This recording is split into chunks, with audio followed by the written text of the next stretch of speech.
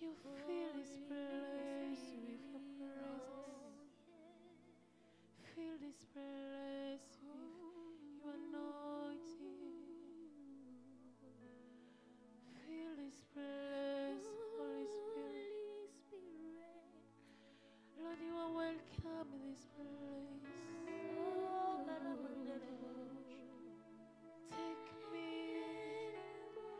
Take me to the King, Lord.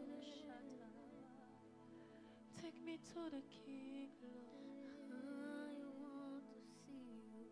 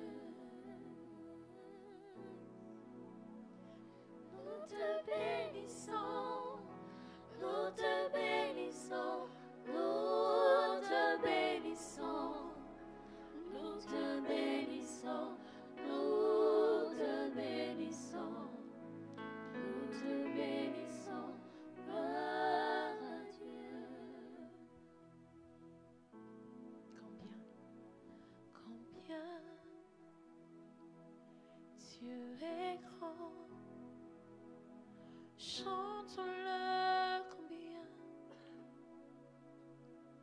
Dieu est grand et tous verront combien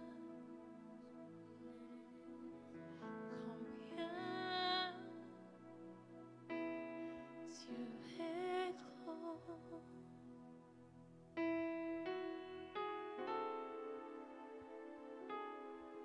Et la voix chantée,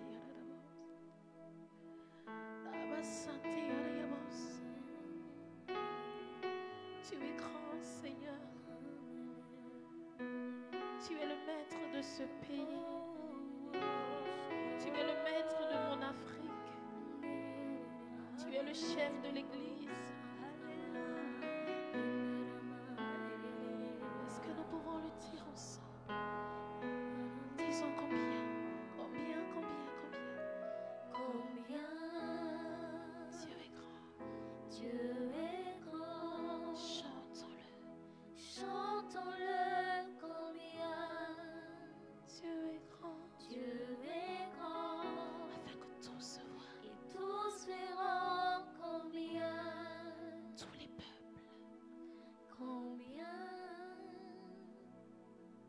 Dieu est grand.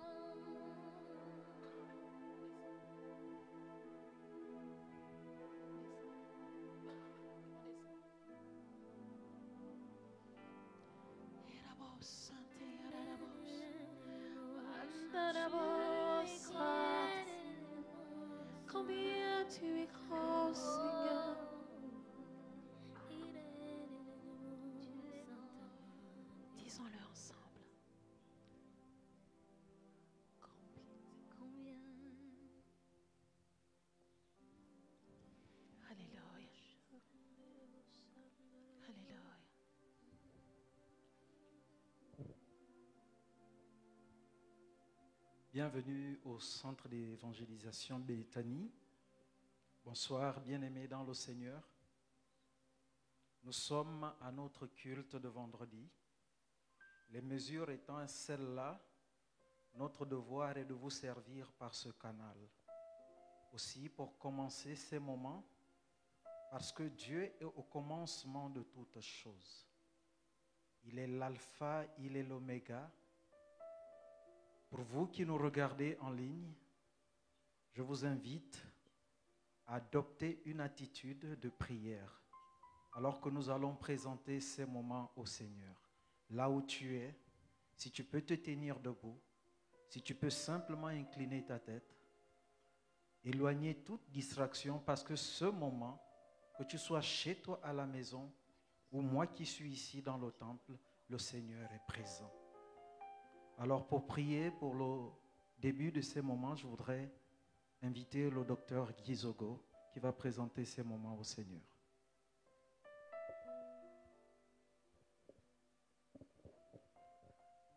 Alléluia. Alors donc, comme l'a dit en fait le pasteur tout à l'heure, je vais vous inviter à vous incliner dans la prière. Nous voulons te célébrer, toi qui règne dans les cieux et qui règne sur la terre, toi qui es le maître des temps, le maître des circonstances. Nous sommes rassemblés ici pour ceux qui ont pu être ici, selon les contraintes, Seigneur, qui nous ont été imposées, mais aussi dans les divers foyers, dans les diverses maisons, dans les divers lieux, pour entendre, Seigneur, ta parole. Alors que j'ai levé ma voix ici pour te recommander ces instants, je veux me souvenir, Seigneur, que cet homme, le centenier romain, a dit, tu n'as pas besoin de te déplacer, dis seulement un mot et mon serviteur sera guéri. Tu as admiré, Seigneur, la foi de cet homme. Et ce soir, alors que nous sommes répartis en divers lieux de la ville, voire de la planète, Seigneur, nous voulons, Seigneur, te soumettre ces moments et prier afin que tes messagers invisibles soient les véhicules, les porteurs, Seigneur, de ta parole. Que cette parole qui va être libérée puisse atteindre chacun là où il se trouve et communiquer la vie. Tu n'es pas le Dieu des morts, tu es le Dieu des vivants. Et tu es le Dieu vivant, tu communiques la vie. Et ce soir, alors que nous te soumettons ces instants, nous croyons, Seigneur, que la vie va être libérée à travers la parole que tu as placée dans la bouche de ton serviteur. C'est au nom de Jésus que nous t'avons prié et nous disons tous Amen.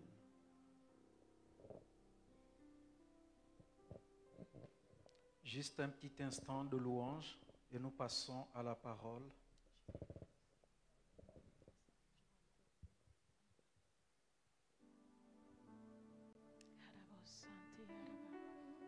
Seigneur, c'est toi que nous voyons. Nous sommes dans cette atmosphère parce que le Seigneur est présent. Et tu peux t'abandonner dans cette atmosphère simplement parce que le Seigneur est présent. Celui qui nous rassemble s'appelle le roi des rois, le Seigneur des seigneurs. Il est présent. Où que tu sois, il est présent. Le Seigneur est avec nous. Il est avec toi. Il est à côté de toi à cet instant précis. Celui qui nous rassemble s'appelle le roi des rois, le Seigneur des seigneurs. Il n'a point changé. Il a le nom qui est au-dessus de tout nom. Son règne est un règne éternel. Son trône est placé au-dessus de tout autre trône. En lui réside la plénitude de Dieu. La Bible dit qu'en lui, il n'y a ni changement, ni ombre de variation. Alors que ce temps de louange passe, tu peux te connecter et dire ces paroles. Je vois le roi élevé. Il a dit, mon royaume n'est pas de ce monde. Alors que tu as accepté Jésus comme Seigneur et Sauveur personnel, tu fais partie de son royaume. Tu fais partie du royaume de Dieu. Alors tu peux t'approcher de ton Dieu ce soir. Alors que cette occasion t'est offerte, abandonne-toi auprès du Maître. Alléluia. Alléluia. Et son royaume qui exulte de joie, je vois le roi régner. Dans cette Je atmosphère, vois le roi. nous allons passer à la parole de Dieu. Notre orateur de ce soir n'est autre que le vice-président du centre d'évangélisation Béthanie, le prophète Xavier Richard Ngumba. Alors disposons nos cœurs et recevons la parole.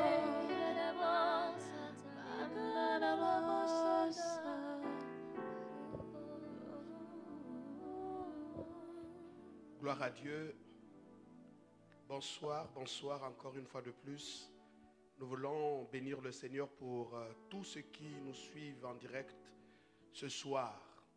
Et nous l'avons dit mercredi dernier que notre gouvernement, suite à la pandémie qui déferle la chronique aujourd'hui, a pris des mesures qui sont justes. Et ça nous a amené effectivement de pouvoir servir le peuple de Dieu et la nation au moyen bien sûr de l'Internet. Et ce soir, nous allons faire notre culte, c'est le culte de prière. Et nous allons donc ici apporter un enseignement par rapport bien sûr à la thématique que nous avons abordée le vendredi dernier. Je voudrais donc rappeler que après avoir démontré bibliquement le retour de Jésus-Christ, nous l'avons souligné que toute la Bible nous dit que Jésus-Christ reviendra. La première venue de Christ, c'était la venue qui a été marquée essentiellement par la naissance de Christ. Et cette venue avait un objectif bien précis, l'objectif étant de pouvoir porter le péché de l'humanité, donner la possibilité comment dirais-je, à plusieurs personnes, aux nations de pouvoir se convertir. Donc, c'est la première venue de Christ. Cette venue n'avait pour but que de démontrer qu'il était encore possible, au moyen du sacrifice de Christ, de se réconcilier avec Dieu. Et là, le Christ est venu réconcilier l'humanité avec son Père. Et la deuxième venue de Christ ne sera plus comme la première. Ça va être la venue où il va donc il va s'agir bien sûr du jugement et de tout ce qui en découle comme événement. Je voudrais vraiment vous inviter à suivre avec beaucoup d'attention l'enseignement de ce soir, parce que au-delà de tout ce que nous sommes en train d'assister sur la scène mondiale, il y a des informations qui sont capitales et c'est tout à fait juste pour vous de savoir. Le monde n'existe pas par hasard. Des choses que vous voyez ne viennent pas par hasard. La Bible dit dans Hébreux chapitre 11, à partir du verset 3, c'est par la foi que nous reconnaissons que le monde a été fait par la parole de Dieu, en sorte que ce que nous voyons n'a pas été fait de choses visibles. Donc, si le monde a été fait par la parole de Dieu, des choses qui arrivent dans le monde n'ont pas été faites de choses visibles. Mais donc, l'invisible a une certaine ascendance sur le monde visible. Et donc, c'est important pour nous de savoir en tant qu'enfant de Dieu, et même si vous n'êtes pas enfant de Dieu, vous pouvez le devenir. Ce soir, encore une fois, j'invite les uns et les autres de redoubler leur attention par rapport au message que nous allons donc délivrer. Le retour de Jésus-Christ, comme on peut encore le dire, sera marqué par une série d'événements précurseurs, donc qui vont être des événements post et des événements aussi pré. post, c'est-à-dire après que Jésus revienne, il y aura une suite, une série d'événements. Mais avant que Jésus ne vienne, il y aura des événements qu'on appelle des événements précurseurs. Dans ces événements précurseurs, l'essentiel de ces événements, ce sont des signes qui marquent le retour de Jésus-Christ. Donc, nous voulons ce soir rappeler à ceux qui nous suivent qu'il sera donc important pour nous de rappeler sur le plan, sur le rapport de la Bible. Jésus lui-même a dit aux disciples, il a enseigné aux disciples son retour. Et les disciples qui le savaient l'ont aussi enseigné à tous les croyants de l'ère apostolique, le retour de Jésus-Christ. Et nous avons vu aussi des anges qui rappellent aux disciples que Jésus que vous avez vu monter reviendra tel que vous l'avez vu monter. Donc les anges avaient conscience du retour de Jésus-Christ. Nous voyons Jésus lui-même était conscient de son retour et les disciples étaient bien sûr conscients de son retour. Il se trouve qu'il faut quand même souligner que la longue attente du retour de Jésus peut être un phénomène de découragement. Ça peut profiter aux moqueurs, des gens qui peuvent peut-être rappeler aux chrétiens que depuis que vous parlez du retour de Jésus, mais depuis là, il n'est pas encore arrivé. Paul, les disciples ont parlé du retour de Jésus. Voici 2000 ans, on parle de ce retour. Jésus n'est pas encore de retour. Donc ça peut profiter aux moqueurs, ça peut alimenter la moquerie. De l'autre côté, et d'autre part, nous voulons également aussi souligner que cette longue attente, même au sein de croyants, on finit par ne plus croire. On se dit, est-ce que Jésus va vraiment revenir? Surtout lorsqu'on passe par des moments de souffrance, il y a une incompréhension et le diable essaye ici de redoubler d'efforts pour décourager. Nous voulons rappeler que Jésus va revenir. Et surtout encore ce soir, nous allons peut-être rappeler qu'il y a donc, au-delà du fait que nous avons démontré bibliquement que Jésus lui-même a parlé de son retour, même les apôtres, plutôt les prophètes de l'Ancien Testament ont parlé du retour de Jésus et de sa venue d'abord et aussi de son retour. Nous savons aussi, comme nous l'avons dit, tout le monde sait. Et il y a même quelque chose que je voudrais donc rappeler, au-delà de la démonstration biblique du retour de Jésus, il y a aussi des expériences qui sont même contemporaines, même aussi des expériences des gens d'une époque avant nous. Ces expériences où Jésus lui-même est apparu dans les différentes couches des personnes, il est apparu même jusqu'aux musulmans, rappelant qu'il va revenir et il avertit pour que les gens puissent vraiment se préparer à son retour.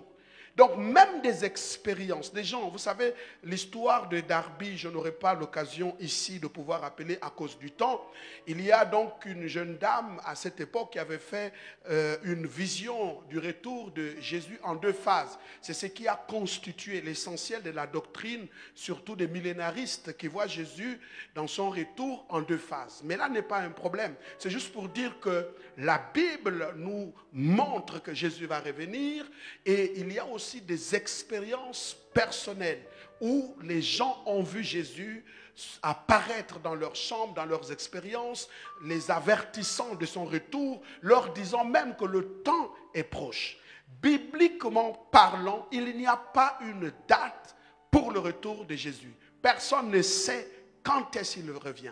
Il y a des hérésies, des doctrines, des fausses doctrines qui sont nées, qui ont tenté de fixer la date du retour de Jésus. Mais la Bible ne nous dit pas exactement quand Jésus revient. Est-ce que cela nous amène à penser que le fait de ne pas savoir la date de son retour nous rend ignorants quant au retour de Jésus-Christ? Non. Et lui-même nous a enseigné que mon retour sera marqué par des signes.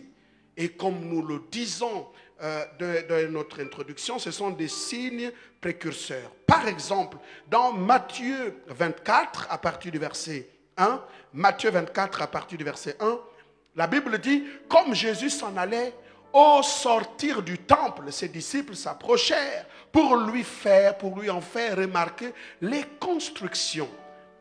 Verset 2. Mais il leur dit, voyez-vous tout cela? Je vous le dis, en vérité, il ne restera pas ici pierre sur pierre qui ne soit renversé. Verset 3.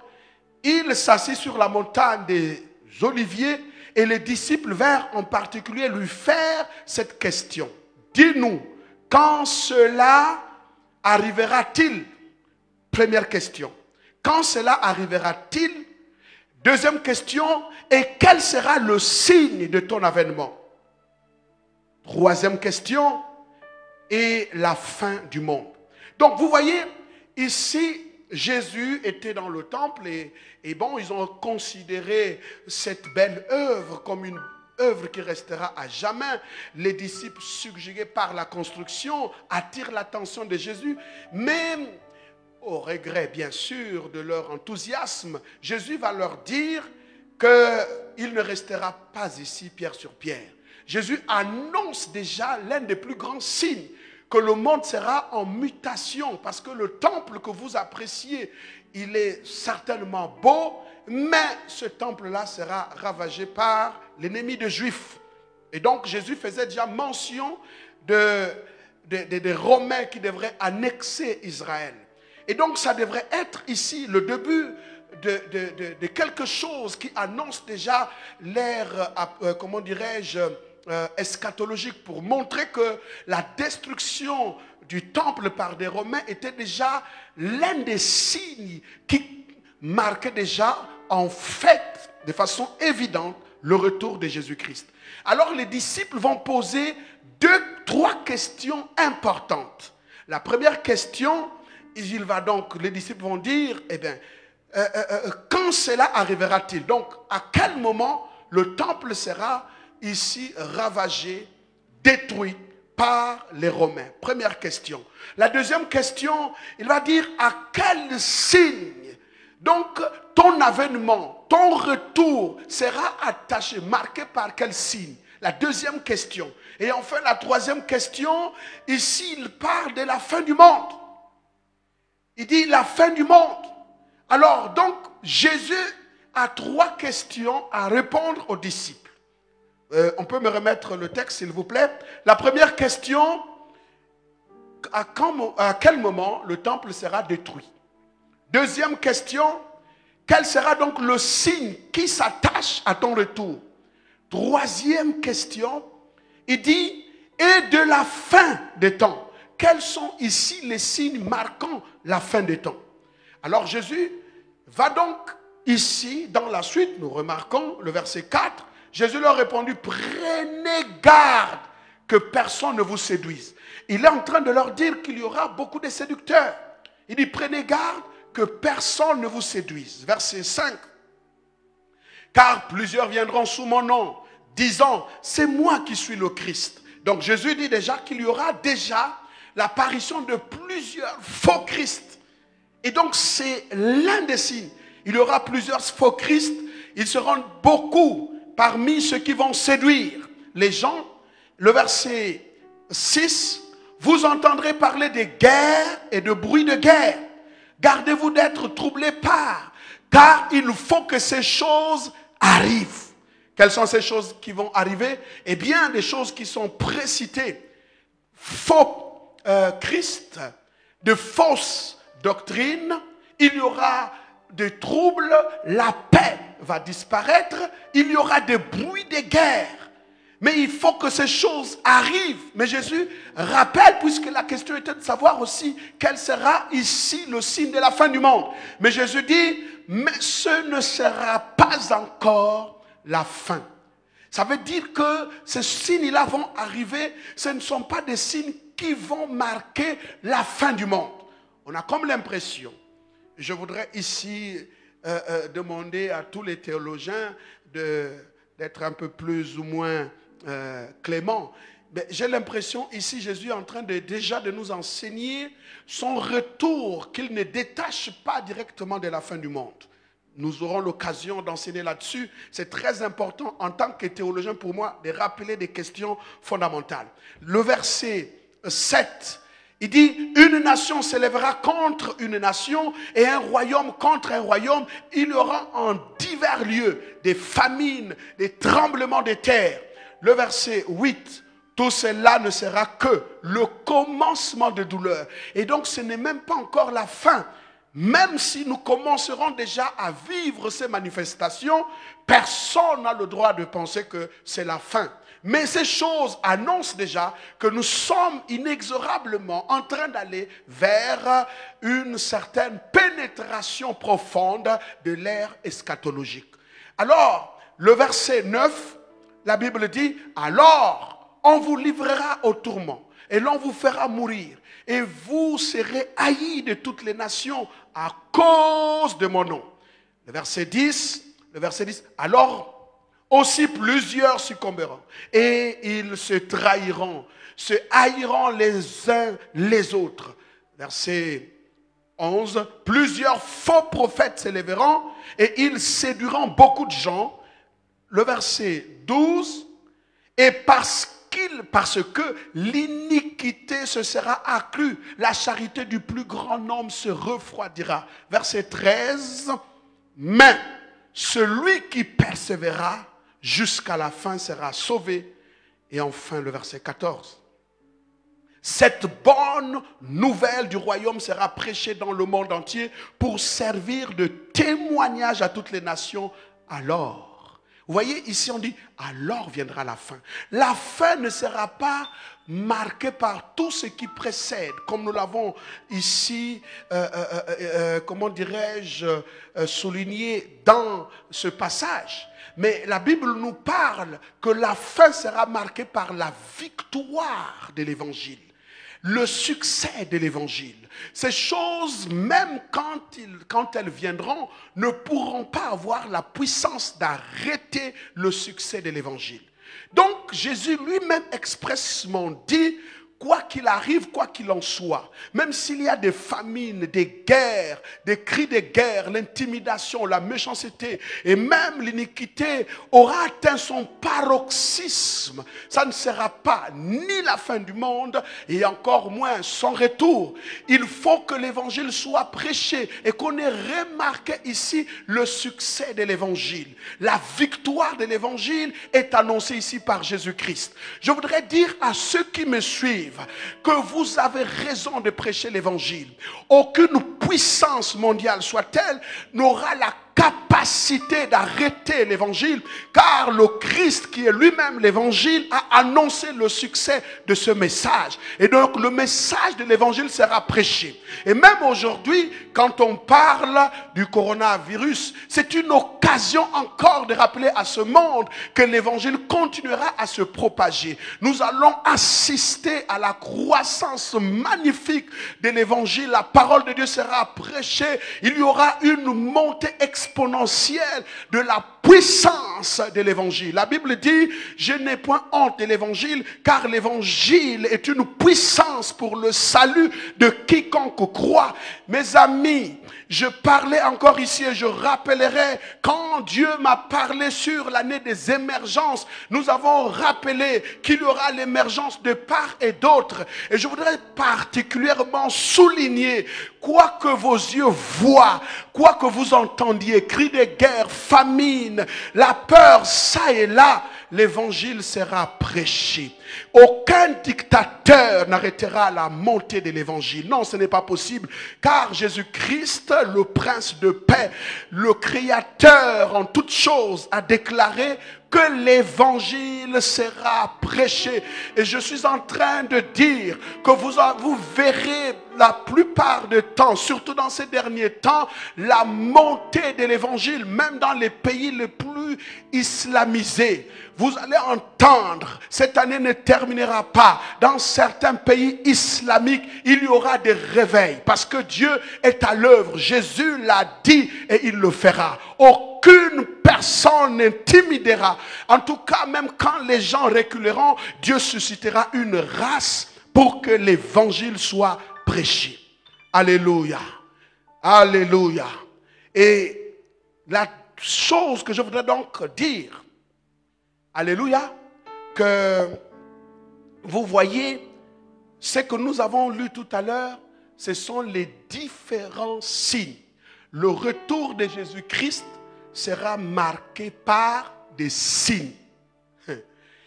L'un des signes les plus importants, je vais prendre deux, mais j'en ai répertorié presque 14 signes. Et si vous lisez tout le Nouveau Testament, c'est sûr et certain, il y aura peut-être plus que le nombre que nous avons donc essayé de répertorier. Donc la liste n'est pas exhaustive. Il y a donc lieu de souligner qu'il y a beaucoup de signes et que nous avons retenu 14 signes. Je veux d'abord rappeler que lorsque nous parlons d'un signe ou nous parlons des signes, eh bien, dans Matthieu 24 que nous avons lu tout à l'heure, vous pouvez répertorier au total 14 signes. Et ce soir, nous allons juste parler de quelques deux signes. Les deux signes qui nous sont plus ou moins importants. Alléluia. Le premier signe, d'abord pour définir le terme signe, en grec veut dire séméon, qui veut dire simplement quelque chose qui marque. Le signe n'est pas nécessairement un miracle, mais il désigne la manifestation particulière de la volonté de Dieu qui doit en être interprétée par ceux à qui cette volonté s'adresse. Genèse chapitre 9, verset 12. Je vais dire, dans la Bible, vous allez voir, presque ça peut faire comme une confusion. On vous parle de manifestations, des miracles, des signes et des prodiges. Très souvent, les trois dans le Nouveau Testament sont ensemble. Des signes et des prodiges, des signes et des prodiges, des signes et des miracles. Et généralement, nous avons traduit le signe dans notre lecture profane comme étant un miracle. Alors, le signe n'est pas nécessairement un miracle, même si un miracle peut être un signe. Mais le signe ici cache derrière la volonté de Dieu. C'est un langage divin. Dieu parle à une catégorie de personnes. Dieu parle à une poignée de personnes qui, en réalité, doivent décoder le message de Dieu. Je répète que le signe n'est pas nécessairement un miracle, mais il désigne la manifestation particulière de la volonté de Dieu, qui doit être interprétée par ceux à qui elle s'adresse, c'est-à-dire cette volonté. Genèse chapitre 9, verset 12.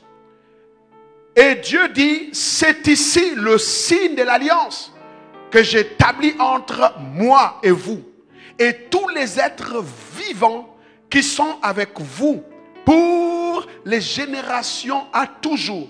Or, si vous vous rappelez bien, le signe de l'alliance de Dieu s'était manifesté au ciel par l'apparition de l'arc-en-ciel. Et donc, quand les enfants d'Israël, quand le monde de l'époque de Noé voyait ce signe-là, l'arc-en-ciel, ça rappelait un message de Dieu. Et derrière ce signe-là, Dieu manifestait sa volonté et il transmettait au monde de Noé un message. En d'autres termes, la lecture de ce message qui se montrait au ciel, de ce signe-là, les amenait à comprendre l'établissement d'une alliance entre eux et Dieu. Donc, l'alliance entre eux et Dieu, c'est donc résumé par un message au moyen du signe. Donc tout le signe par l'arc-en-ciel était tout un message, était toute une volonté de Dieu derrière. Donc le signe n'est pas nécessairement un miracle, même si un miracle peut être un signe. Le côté nécessaire, indispensable, important du signe, c'est son interprétation qui nous amène à comprendre, bien sûr, quelle est la volonté de Dieu face à cela. Et c'est très important. Dieu ne parle pas forcément par un langage ouvert. Dieu parle au moyen des signes. Dieu parle par des gestes. Dieu parle par des énigmes. Vous voyez, lorsque Adam et Ève pêchent dans le jardin, alors ils vont, comment dirais-je, couvrir leur nudité au moyen des feuilles, des figuiers. Et vous voyez, c'était un langage. Quand Dieu va venir, il va se rendre compte que malgré leurs efforts, ils ne pouvaient pas cacher cette nudité. Qu'est-ce que Dieu a fait? Eh bien, il a tué une bête. Et en tuant la bête, il a pris la peau et les a couverts. Et ce geste, Dieu n'a pas parlé. Mais ça nous amène à comprendre dans la dispensation qui a suivi après que ce n'est pas par les efforts humains qu'on peut couvrir sa nudité, mais c'est au moyen d'un sacrifice. Dorénavant, le langage de Dieu passait par le sacrifice. Donc le geste et le signe étaient un message à l'endroit d'Adam et Ève pour leur dire que vous avez péché, vous êtes partis de cette dispensation d'innocence et maintenant, dorénavant, vous n'êtes plus innocents, vous êtes devenus conscients. Et étant donc conscients, dorénavant, nos relations entre vous et moi vont donc être déterminées, ou votre relation, notre relation va être déterminée par quelque chose de sanglant. Et c'était déjà un message qu'il parlait à notre génération, c'est-à-dire qu'à la génération après Adam, pour déjà annoncer ce qu'il devrait faire avec Jésus-Christ. Donc vous comprenez que le signe est extrêmement important. Dans Genèse chapitre 17 verset 11, par exemple, dans Genèse chapitre 17 verset 11, vous allez vous rendre compte que vous circoncirez et ce sera un signe d'alliance entre moi et vous. Ça veut dire que la circoncision était pour Dieu un signe d'alliance. Et donc cette marque qui était sur leur chair rappelait leur appartenance exclusivement dorénavant à Dieu. Ça veut dire que vous m'appartenez aujourd'hui. À partir de cette marque, vous m'appartenez aujourd'hui, vous devenez ma propriété. Mais c'était quoi? Qu'est-ce qui déclarait cela? C'était le signe. Donc le manque d'interprétation des signes peut être dû à deux attitudes. Première attitude, l'ignorance. Deuxième attitude, et ça c'est la plus grave, l'indifférence. Dieu essaye, avant d'accomplir quelque chose, d'attirer notre attention, il nous parle. Dans le cas de notre ministère, plusieurs signes. Je parle dans le cas de Béthanie, Dieu a parlé d'une manière tantôt d'une autre. Il était donc de notre responsabilité de pouvoir savoir pourquoi tel signe, pourquoi tel événement, pourquoi telle situation est arrivée. Vous voyez, vous pouvez arriver dans un endroit et vous êtes humilié. Vous ne comprenez pas le message de Dieu, mais c'est un signe. Dieu veut que vous puissiez comprendre pourquoi vous avez été humilié. Et c'est parce qu'il y a quelque chose de grand qui arrive. Le signe est un message qui cache un grand événement qui arrive en bien comme en mal. Et ça, c'est très important. Donc, ici, nous devrons peut-être souligner, je veux également dire, par exemple, dans le cadre de notre nation, plusieurs signes ont été donnés par Dieu. Vous savez, il y a un moment, nous allons remarquer les signes de Dieu dans le ciel. Je vais vous expliquer ça. Mais Dieu veut que, quand quand il y a apparition des signes, que ceux qui doivent interpréter, parce que Dieu, quand il montre un signe, il tient à ce que ceux à qui il s'adresse puissent comprendre et interpréter le message de Dieu. Parce qu'il est clair, même Jésus quand il parlait, devant la foule, il tenait un discours. Et juste après, quand il se mettait de côté, alors, qu'est-ce qu'on voyait? Les disciples qui venaient et qui interrogeaient Jésus au sujet du discours qu'il venait de tenir. Jésus parlait en parabole. Mais quand il se mettait de côté, alors il s'adressait ouvertement à ses disciples. Et il dit aux disciples, à vous, il vous a été donné de comprendre les mystères du royaume. En d'autres termes, aux autres, ce mystère-là, cette connaissance n'a pas été donnée. Pourquoi? Parce qu'ils doivent voir et ne pas voir. Ils peuvent entendre et ne pas comprendre pour que la parole du prophète Ésaïe s'accomplisse.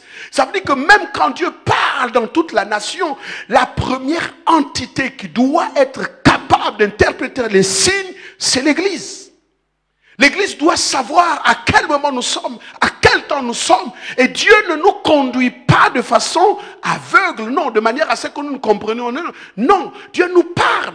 Les enfants d'Israël, par exemple, dans le désert, ne savaient pas que le rocher qui les suivait, c'était Christ. Mais Dieu parlait déjà. Le fait qu'il a fait descendre la manne, c'était un langage. Le fait de boire à partir du rocher, c'était un signe. Alors toutes ces choses, quand vous ne les interprétez pas, vous n'aurez pas en fait égard à toutes ces choses. Eh bien, qu'est-ce que ça fait? Et ça finit par vous détruire parce que vous avez manqué de sagesse. Alors, je veux que ceux de ma nation et tous ceux qui sont africains et surtout du centre, vous devrez comprendre. Même dans le cas de notre nation, Dieu nous a donné un signe. Moi, je m'étonne pourquoi il y a des gens qui